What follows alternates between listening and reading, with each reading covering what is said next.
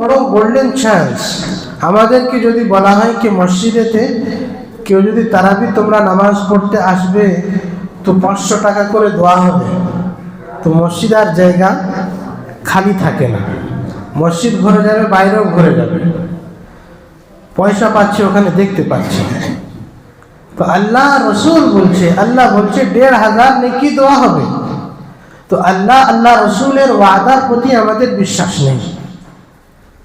তো আখিরাতে আপনাদের জন্য জমা পুঁজি হচ্ছে। আর তারাবি পড়তে হবে ক রাকাত? 20 রাকাত, 8 রাকাত না, 20 রাকাত। হাদিসের মধ্যে আল্লাহ রসুল 8 রাকাত যে পড়তেন ও রমজানেতেও পড়তেন আর রমজান ছাড়াও পড়তেন। তো যখন রমজান ছাড়াও পড়ছে তখন ও তারাবি নয়। যদি তারাবি হতো তো রমজান ছাড়া কেন পড়বে? শুধু রমজানই পড়তেন। তো আমার কথা বুঝতে পারছেন আপনারা? কিছু আছে এমন কি বলে তারাবি 8 রাকাত। তো এটা হচ্ছে ভুল লোকেদেরকে বোঝানো হচ্ছে। ওই হাদিসের মধ্যে আম্মাজান আয়েশা রাদিয়াল্লাহু তাআলা আনহার হাদিস कि अल्लाह रसूल सल्लल्लाहु अलैहि वसल्लम प्रत्येक दिन 8 রাকাত পড়তেন, রমজানেতেও আর রমজান ছাড়াও পড়তেন। তো যখন 8 রাকাত পড়তেন রমজানেতে আর রমজান ছাড়া, তো তারাবি না, ওটা তাহাজ্জুদের নামাজ পড়তেন। তো ওটা ওরা তারাবির সাথে ফিট করে দিয়েছে। বলে হাদিসের মধ্যে তারাবির কোনো শব্দ নেই कि ওটা রাতের নামাজ বলা হয়েছে। তো এই জন্য রাতের নামাজ আল্লাহ রসুল সাল্লাল্লাহু আলাইহি ওয়াসাল্লাম 20 রাকাত পড়েছেন।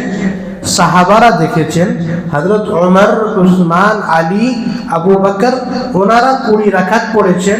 আর পুরো জিন্দগি ওনাদের মামুল, সাহাবাদের জিন্দগিতে মামুল 20 রাকাত তারাবি। আর হারামাইন শরীফাইন মক্কাতে আর মদিনাতে 20 রাকাতই পড়ে আসা হয়েছে। এই 2-3 বছর ওরা 8 রাকাত করে দিয়েছে। এর আগে এতদিন ধরে 20 রাকাত চলে আসছে। তো সাহাবারা আল্লাহ রসুল ক রাকাত তারাবি পড়েছে জানতেন না, আর তুমি বুঝতে পেরেছো কি আল্লাহ রসুল 8 রাকাত পড়েছে। তো সাহাবাদের থেকে তুমি বেশি জ্ঞানী হয়ে গিয়েছো কি আল্লাহ রসুল 8 রাকাত পড়েছে। তো তুমি যদি নেকি কম কামাতে চাও তো 8 রাকাত পড়ো, তোমাকে কে মানা করছে?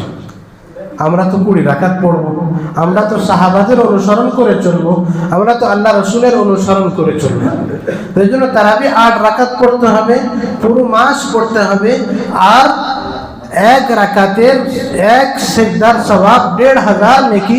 তো 20 রাকাতে 40টা সিজদা 60,000 নেকি আমরা কামাবো ইনশাআল্লাহ। তো এক তারাবি পুরো মাস পড়া আর তারাবির মধ্যে কোরআন শোনা, পুরো কোরআন শোনা, এটা আলাদা সুন্নাত। তো এই বিষয়েও কিছু জিনিস অনেক হাফেজকে ফোকাস করে कि তাড়াতাড়ি পড়া, খেতে হবে, রাত হচ্ছে।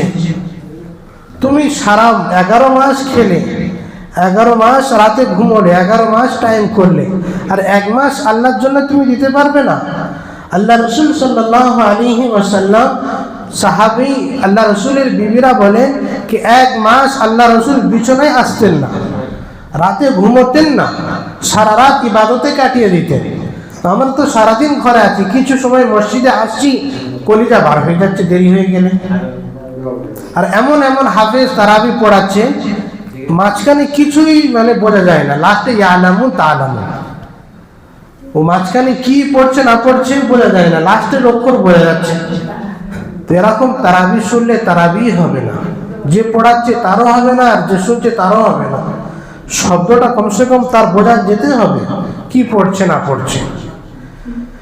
তো আমরা সবাই তারাবি পড়বো ইনশাআল্লাহ। তারপরে আল্লাহ রসুল সাল্লাল্লাহু আলাইহি ওয়াসাল্লাম বলেছেন ওয়া শাহরুস সবর, ये महीना सबर का महीना है। বলছে ये রমজান সবরের মাস। আমরা সবরের মানা ধৈর্য ধরাকে মনে করে নিয়েছি, আমাকে কে কষ্ট দিচ্ছে আমি ধৈর্য ধরে নিয়েছি, শুধু এটাকে আমরা সবর মনে করি। কিন্তু না, হাদিসের মধ্যে সবরের 3টে জায়গা আছে। একটা হচ্ছে সবর আনি তা, মানে আপনাকে এমন সময় ফজরের সময় উঠতে কষ্ট হচ্ছে শীতকালে, নফস বলছে উঠে কি করবি, শুয়ে পড়। তো আপনি নফসের উপরে পা রেখে উঠে গেলেন আর নামাজ পড়লেন।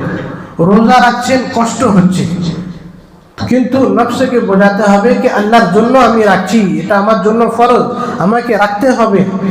তো এখানে আপনার যে কষ্ট হচ্ছে এটাকেও সবর বলে। আপনার দিল চাইছে না নেকি করার, কিন্তু আপনি ওটাকে জবরদস্তি নেকির মধ্যে লাগাচ্ছেন, এটাও সবর।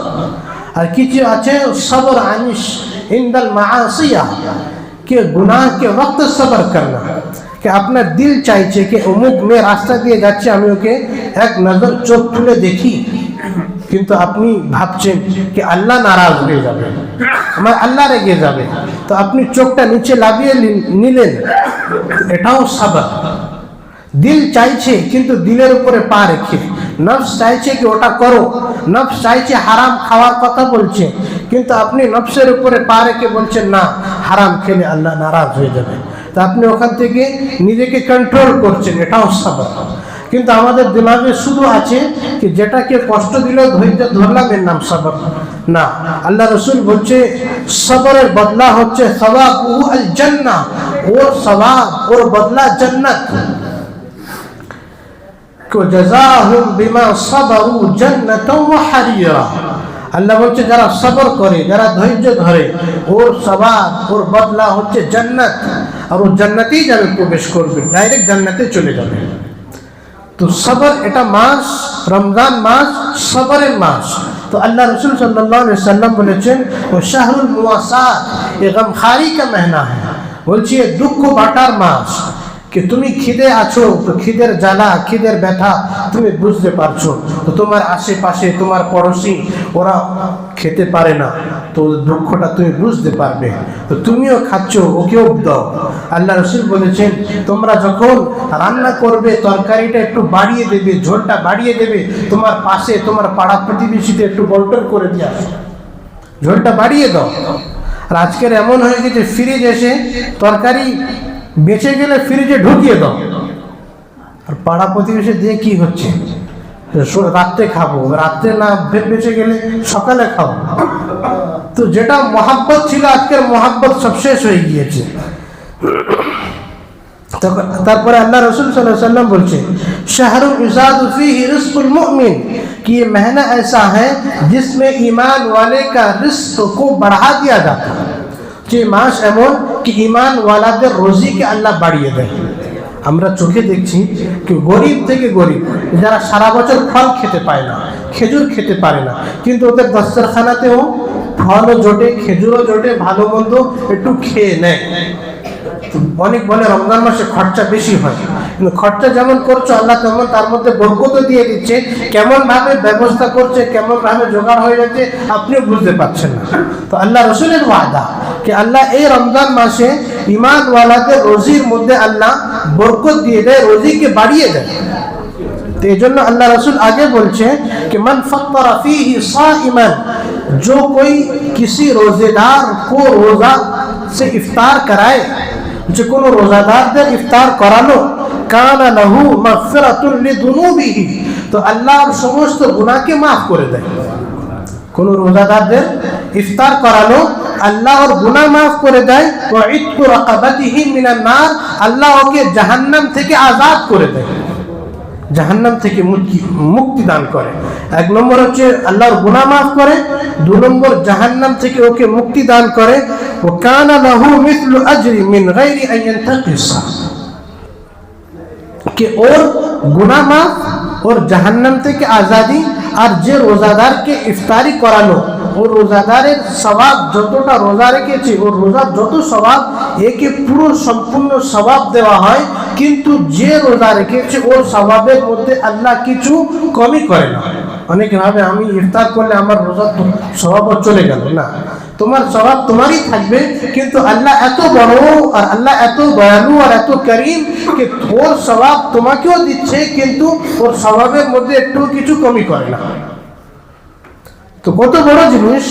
আল্লাহ রসুল সাল্লাল্লাহু আলাইহি ওয়াসাল্লাম কে জিজ্ঞাসা করলেন সাহাবারা, কুলনা ইয়া রাসূলুল্লাহ লাইসা কুল্লুনা নাজিদু মা নুফাত্তিরু, বিহি সাইমা, বলছে আমাদের মধ্যে তো সবাই এতটা সামর্থ্য রাখে না কি কেউ রোজাদারকে ইফতারি করায়, সবাই তো এতটা পয়সা ধনী তো নেই। তো আল্লাহ রসুল বলছে ফাকালা রাসূলুল্লাহ সাল্লাল্লাহু আলাইহি ওয়াসাল্লাম يعطي الله هذا الثواب من فطر صائما على مذقه لبن على مذقة لبن। বলছে তুমি যদি কাউকে এক ঘোট দুধ পান করাও, কাউকে যদি একটা খেজুর খাইয়ে দাও, কাউকে যদি এক গ্লাস পানি পান করিয়ে দাও, কাউকে যদি এক গ্লাস শরবত পান করে দাও, তো তবুও তুমি আল্লাহর কাছ থেকে সওয়াবের উম্মিদ রাখতে পারো, আল্লাহ তোমার পুরো সওয়াব দেবে। তুমি পেট ভরে না যদি খাওয়াতে পারো তো আল্লাহ পুরো সওয়াব দেবে, কিন্তু পেট ভরে যে খাওয়াবে, আল্লাহ রসুল বলছে মান আশবা সাইমান, কোন রোজাদারকে যদি কেউ পেট ভরে খাওয়ানো তো সাকাহুল্লাহু মিন হাউযি শুরবাতান লা ইয়াদমাউ হাত্তা ইয়াদখুলাল জান্নাহ। বলছে আল্লাহ রসুল বলছে কেউ কোন রোজাদারকে যদি পেট ভরে খাওয়ানো তো আল্লাহ পাক ওকে আমার হাউজে কাউসারের পানি থেকে পানি পান করাবেন। আর আমার হাউজে কাউসারের পানি এমন কি যে একবার পান করে নেবে জান্নাতে প্রবেশ করা পর্যন্ত ওর পিপাসা লাগবে না, জান্নাতে প্রবেশ করা পর্যন্ত ওর পিপাসা লাগবে না। তো এই জন্যে কত বড় আল্লাহ পাক আমাদেরকে এক মৌকা দিয়েছে, নিজেরাও রোজা রাখবো, ইফতার করবো, আর আশেপাশের সবাইকে আমরা খেয়াল রাখবো কি এত স্বভাব কি এই মাস আল্লাহ আমাদের দিয়েছে নেকি আর ইবাদত করার জন্য। তো রমজান মাস সামনে আসছে, তো আমাদের জন্য দরকার কি আমরা রোজা রাখবো আর তারাবি পড়বো, যতটা হয় আমরা নামাজে আর ইবাদতে সময় লাগাবো। লাস্ট কথা বলে আমি শেষ করছি, কালকের যে 14 তারিখ এটাকে বলা হয় ইয়মে মাশুকা, বলা হয় ভ্যালেন্টাইন ডে, মানে ইশকের দিন। এটা আসলে একটা পাদ্রী ছিল, ইউরোপ পাদ্রী, যে খ্রিস্টানদের যে পাদ্রী হয়, রাহিব বলা হয়।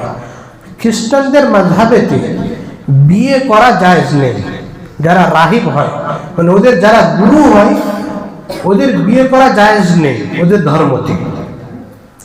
কিন্তু একটা রাহিব যার নাম ছিল ভ্যালেন্টাইন, ও একটা মেয়ের সাথে ভালোবাসা হয়ে গিয়েছে, তো যার কারণে ওকে বলেছে তুমি যদি 14 তারিখে, ফেব্রুয়ারি মাসের 14 তারিখে যদি শারীরিক সম্পর্ক রাখো তো এই সম্পর্ক রাখার জন্য কোনো গুনাহ হবে না এই দিনেতে। তো ও কি করলো, শারীরিক সম্পর্ক রাখলো। তখনকার হিসাবে যত ঈসাই ছিল সবাই ওকে কি করলো, ফাঁসি দিয়ে দিল। একটা গলত রেওয়াজ আর একটা গলত নিয়মে শুরু করেছে যেটা আমাদের ধর্মতে নেই, তো ওকে ফাঁসি দিয়ে দিল এই দিনেতে 14 তারিখে, 14 ফেব্রুয়ারিতে। তো এই দিনটা এখন ইয়মে মাশুকা মানানো হয়, কে মোহাব্বতের দিন মানানো হয়। তো অনেকে কি করে, ভ্যালেন্টাইন ডে মানায় আর চিঠি লেখে একে অপরের চিঠি পাঠাচ্ছে, একে অপরের দুই ঘুরতে যাচ্ছে পার্কেতে। অনেক জায়গায় এমন হয়েছে কি একই পার্কে দেখছে কি ওর বোন ওর সাথে আছে, সে অন্যজনের বোনকে নিয়ে এসে দেখছে যে ওর ভাই ওর সাথে আছে, তো ভাই ভাইয়ের সাথে বোন ভাইয়ের সাথে দেখা সাক্ষাৎ ওখানে হয়ে যাচ্ছে। তো এমন লোকেদেরকে বেওকুফ বানানো হচ্ছে, লোকেদেরকে কিভাবে ইসলাম থেকে, দিন থেকে, শরীয়ত থেকে দূর করার চেষ্টা করছে আর বেহায়ার দিকে নিয়ে যাচ্ছে। মুআশারা পুরো বেহায়ার দিকে নিয়ে যাচ্ছে, অথচ ওরা ঈসাই ধর্মে এটাও নাজায়েজ ছিল আর ইসলামী আর শরীয়তে তো ওটা নাজায়েজ। আপনারা দেখবেন কি কালকের দিনে কত চিঠি দোকানে বিক্রি হচ্ছে আর কত মুসলমান ছেলেমেয়েরাও কিনে একে অপরের চিঠি পাচ্ছে, যেটা নাজায়েজ। আল্লাহ রসুল বলছেন মান তাশাব্বাহা বিকওমিন ফাহুয়া মিনহুম, जो जिस कौम की मुशाबाहत इख्तियार करेगा वो उन्हीं में से होगा। তো এটা ঈসাইয়ের একটা ওরা ধর্ম আর ঈদের দিন আর একটা মুহাব্বতের দিন মানিয়ে নিয়েছে, আর আমাদের মুসলমানরা এরকম করছে। দুদিন আগে আমি দেখছি কি অটোতে শুধু মুসলমান মেয়েরা বসে আছে, স্কুলের মেয়েরা, মাথায় হিজাব আছে, মানে ওড়না পরে আছে, কিছু দুটো মেয়ে অটো ড্রাইভারের পাশে বসে আছে, কিছু পিছনে বসে আছে স্কুলের মেয়েরা। আর সে অটোওয়ালা গান চালিয়ে দিয়েছে খুব জোরে, আর ওরা এমন মানে নেচে নেচে আর এমন তামাশা করে যাচ্ছে কি শয়তানও শর্মে যাবে। আমাদের মুসলমানদের মেয়েরা, আমাদের মেয়েরা স্কুলে যাচ্ছে, কলেজে যাচ্ছে, কি করছে আমরা একটু নজর রাখি না। আমার ভাইয়েরা, পড়া থেকে আমি মানা করছি না, আপনাদের মেয়েদেরকে পড়ান, কিন্তু শরীয়তের মধ্যে রেখে পড়ান। আপনার মেয়ে বেহায়া হয়ে যাচ্ছে, নির্লজ্জা হয়ে যাচ্ছে, আপনার কোনো খবর নেই। আপনি যদি পড়াতে চান, তো আপনার মেয়ে যদি বড় হয়ে গিয়েছে, তো নিজের হাতে আপনি মেয়েকে স্কুলের গেট পর্যন্ত ছেড়ে আসুন, আর ছুটি হওয়ার আগে আপনি ওখানে দাঁড়িয়ে থাকবেন, নিজের মেয়েকে নিয়ে আসবেন, তবে আপনার পড়া ঠিক হবে, না তো পড়ানো নাজায়েজ হয়ে যাবে। এখন তো মেয়েদের এমন পরিস্থিতি কি ওদের নির্লজ্জা তো দূরের কথা, ঈমান থেকেও দূরে সরে যাচ্ছে, হিন্দুদের সাথে চলে যাচ্ছে। কত শত শত মেয়েরা, খুব মুসলমানদের মেয়েরা চলে যাচ্ছে। আল্লাহ তাআলা আমাদের সবাইকে বোঝার তৌফিক দান করুন। ওয়া আখিরু দাওয়ানা আলহামদুলিল্লাহি রাব্বিল আলামিন।